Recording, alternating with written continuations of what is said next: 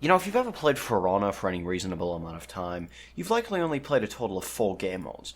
Dominion, Duels, Brawls if you have friends, and Breach. Of course, there are 2 other game modes, Tribute and Deathmatch, but these 2 are as dead as my prefrontal cortex after playing this game for 1300 hours. Anyway, you're not here to hear me complain about how the 2 most fun game modes in this fucking game are completely unplayable, because you will never find a match. Seriously, they are completely dead. So anyway, before I lose my goddamn mind about this, we're gonna go into some actual tips here. This right here is a Dominion match. I imagine that if you've ever played a video game before, you've encountered a domination type game mode like this. Think of those game modes, except with For Honor's own questionable spin on it. You got your A, your B, and your C points. A and C are typically your regular capture points.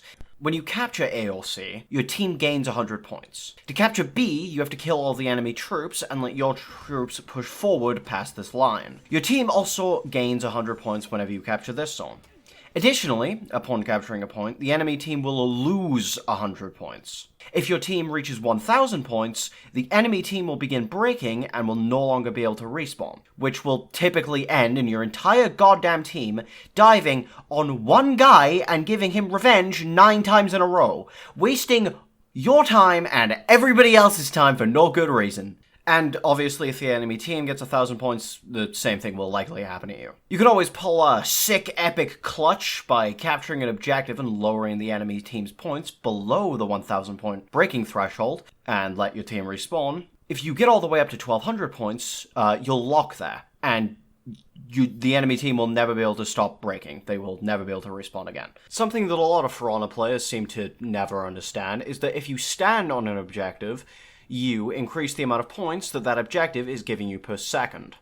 For every objective you have captured, you are gaining 1 point a second to your total team's renown up here. But if you're standing on one of these objectives, except B, it only works on the capture points, not the minion lane. But if you're standing on a capture point, you gain 2 points a second instead of just the 1, which doesn't sound like a whole lot, but that adds up really, really quickly. And eventually you will make the enemy team break very quickly. While in the process of recording this video, I think I got the most infuriating moment in my entire, 1400 hours of playing this game, right? So right here, you see me, I'm messing these guys up, they're not completely getting slaughtered, but I'm 1v2ing rather effectively. And my teammate runs in, gets me externaled, and then I'm going for my heavy punish, he lights me out of it and doesn't even hit the guy. And then obviously here, I'm choking a little, I'm a little stressed out. And then, I'm like, alright, I'll get my composure back. And then the BP doesn't interrupt the warmonger target switching to hit me in the face. I have never been so mad in my life. Anyway, on to the actual video once more. Arguably the most important part of team game modes in this game is ganking and anti-ganking, otherwise known as jumping somebody or getting jumped. Shit! Ah! Ah! Step off! Step out! Shit! They jumping me! They jumping me! As I mentioned in my previous video, this flashing on an enemy's health bar thingy here means that if you hit them, whether it be with an attack or with a bash, they are going to gain revenge to their bar. The more damage your attack does, the more they will gain, even if they block or parry it. The more you attack, and the more damage you do, the more revenge they are going to gain. Finding a balance of dealing damage and not allowing this bar to increase is the key to effectively ganking. After you hit, it'll keep flashing for about 2 to 3 seconds, and then you should be able to attack them again. Just be careful. To all players, old and new alike, I am begging you, from the bottom of my heart, I am pleading with you, to not gank unless you need to. Please do not flail at the enemy and feed them revenge. Whenever this happens, it makes me want to commit large amounts of violence on myself and others. For anti-ganking, you can refer to my prior video, but a quick idea of it is, you want to try to encourage the enemies to attack you by pissing them off or guard breaking them. Standing there and blocking their attacks is very effective. Anti-ganking is often a litmus test on your ability to govern your own patience. Flailing them at them is not going to work. Them flailing at you, while you successfully block their attacks and parry what you need to, will work though. To sum all of this up in 3 words, use your brain! Alright, and on to the most obnoxious part of 4v4 game mods. The Feat system. Yeah, you see this guy? Yeah, he just flashbanged you. And now he's gonna throw a kunai at you, and now you've just got longbowed. I could make an entire video talking about feats alone, but I'm gonna keep it simple here for the sake of time. You got your passive feats, and you got your active or skill feats, you could call them. This feat, for instance, called Bounty Hunter, gives you a certain amount of health back whenever you kill an enemy. This feat, Longbow, makes you pull out a longbow and shoot it once. Bounty Hunter activates on every kill that you get. Longbow has to be manually used.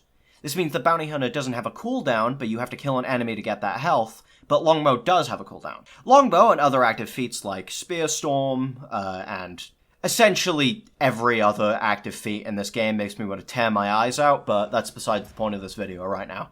In your time of playing For Honor, you are going to encounter many, many feats that are going to make you want to harm innocent people, to put it lightly. You're going to have people throwing spears at you, you're going to have people throwing tridents at you, shooting you with longbows from where you can't even see off screen with no indicator. You're going to have people placing nail bombs on you, you're going to have people using Spear Storm on you.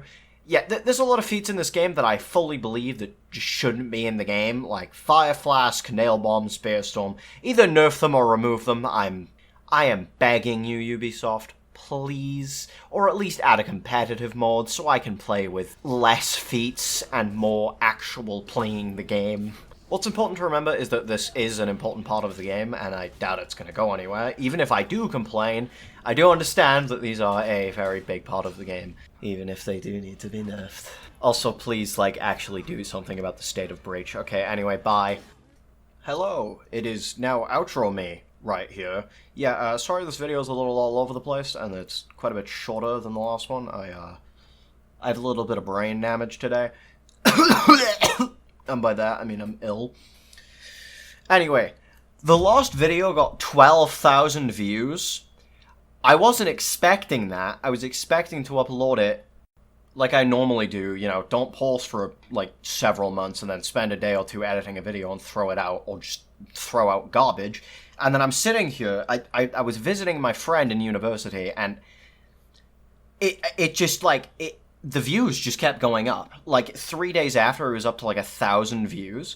And then I checked it like a few days after, and it's up to like 4,000, and it just kept climbing.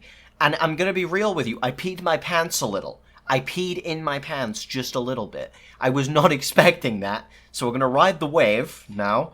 I'm gonna continue to upload, and we're gonna ride the wave, you and I. And perhaps we go somewhere on this wave someday.